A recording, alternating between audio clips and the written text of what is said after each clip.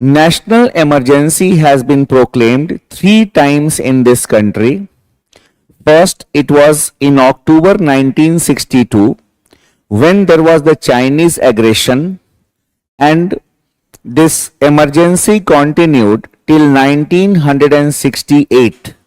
That is, in 1965, we had a war with Pakistan and the emergency continued. The second emergency was proclaimed on 3rd December 1971, and it was because we had a war with Pakistan and it continued till March 1977.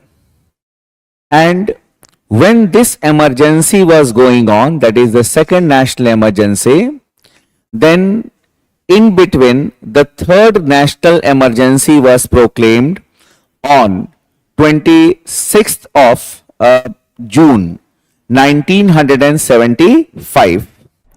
Now here you say that generally the students ask that, sir, when one emergency was already going on, what was the need for having the next emergency in this country? You say that whenever the national emergency is proclaimed, and on the grounds of war or external aggression, so here basically our fundamental rights under Article 19 are to be automatically suspended. But the president on the same day should suspend the other, we can say, fundamental rights by another proclamation, but that has to be on the same date along with the earlier notification. For example, suppose if the president declares that as we are at war with this country, national emergency is being proclaimed. So as soon as the president will proclaim this emergency, then Article 19 will be automatically suspended. But if the president will issue a simultaneous proclamation that these fundamental rights are being suspended, that will be suspended. It is not that the president will issue another proclamation after 10 days, after 3 days, or after 1 month, that these fundamental rights are being suspended. They have to be suspended on the same day, no doubt by a separate proclamation. Now, when on 3rd of December 1971, the war had started with Pakistan, on 16th of December, the war came to an end because Pakistan had surrendered. Pakistani army had surrendered. And next year, in 1972, the Shimla Agreement was signed between India and Pakistan. Normalcy had returned in India, but Mrs. Indira Gandhi's government did not advise the president to revoke the national emergency which was going on. And the fundamental rights under Article 19 were suspended. Now, it continued. And basically, the people of the country, they started becoming restless because the emergency was continuing, and during the proclamation of the national emergency, our fundamental rights under Article 19 were already suspended, were automatically suspended. So, it was on 24th of April 1975, a movement started from the historic Gandhi Maidan of Patna that was known as Sampurna Kranti, total revolution, also popular as the JP movement. It was a non-violent revolution, and mainly the youths were the participants of this movement. They used to cover their face with saffron clothes, and they used to tie their hands, and they used to move on the streets, and basically they want to convey a message that in this free country, our freedom of speech and expression is not there, and we are not free in a free country.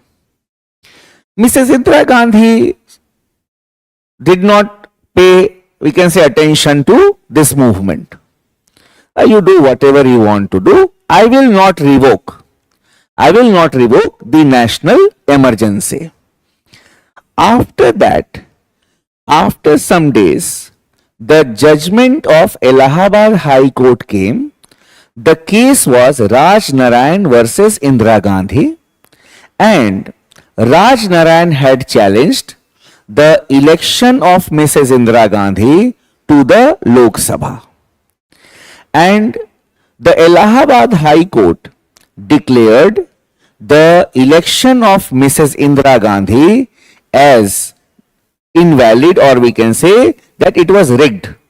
So the election was declared as invalid. Now the opposition leaders, they started demanding the resignation of Mrs. Indira Gandhi, that what she has done, she has proclaimed the national emergency in this country. You are not allowing people to speak because the fundamental rights under Article 19, they have been automatically suspended, and you are in power illegally. Then Mrs. Indira Gandhi ordered the arrest of the opposition leaders, but the opposition, some of them were arrested also, but most of them, they came to Delhi and they surrounded the house of Mrs. Indira Gandhi, that will not allow you to come out of your house and will not allow you to act as the Prime Minister of the country, because your election to the Lok Sabha has been declared as invalid by the High Court. Mrs. Indira Gandhi did not resign, and Mrs. Indira Gandhi held that she had appealed in the Supreme Court against the judgment of the Allahabad High Court.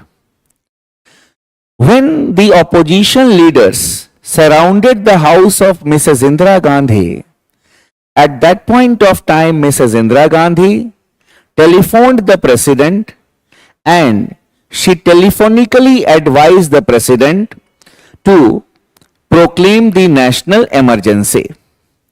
The president was Fakhruddin Ali Ahmad Sahab. And Fakhruddin Ali Ahmad Sahab asked, Madam, what will be the ground? She said, internal disturbance. Because in the original constitution, this term armed rebellion was not there. It was internal disturbance here. So, on the ground of internal disturbance, the national emergency was proclaimed, and then he asked that, ma'am, one emergency is going on, what to do? She advised that you suspend all other fundamental rights which are there with the citizens. You suspend them, and I will see to it. Because in this country, my personal liberty is not there, and these people are so free that they have surrounded my house and they are not allowing me to come out of the house. Then the president proclaimed the national emergency again, and all the fundamental rights which were there with the citizens, they were suspended. Even Article 20 and 21 were also suspended. Then, as soon as the president signed the proclamation, Mrs. Indira Gandhi ordered the arrest of all the opposition leaders in the country. And first of all, the leaders who had surrounded the house of Mrs. Gandhi were arrested. Then, throughout the country, the arrest started taking place. And the stadiums were made makeshift jails also. And in the prison, that is during detention, the opposition leaders were brutally treated by the forces of the government of India in different prisons. Then after that, Mrs. Indira Gandhi went for forced family planning. And anyone who had got 2 or more kids, he was forced to go for family planning operation. So basically here there was extreme, we can say, autocracy of Mrs. Indira Gandhi during the national emergency. That is especially the second phase from 1975, that is June 1975. Then in March 1977, basically, I don't know, even the IB was not happy with her. And they suggested that, ma'am, you have arrested everyone. Yeah, now you will win the elections. Conduct elections in this country. And she went for elections.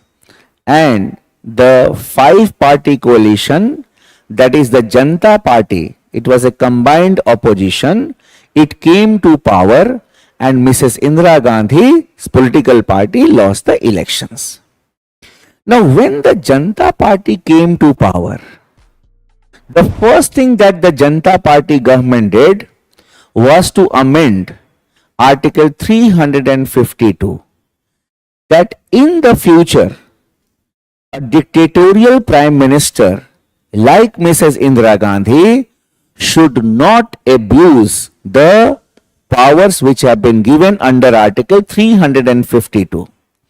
And that is why the amendments were undertaken in Article 352.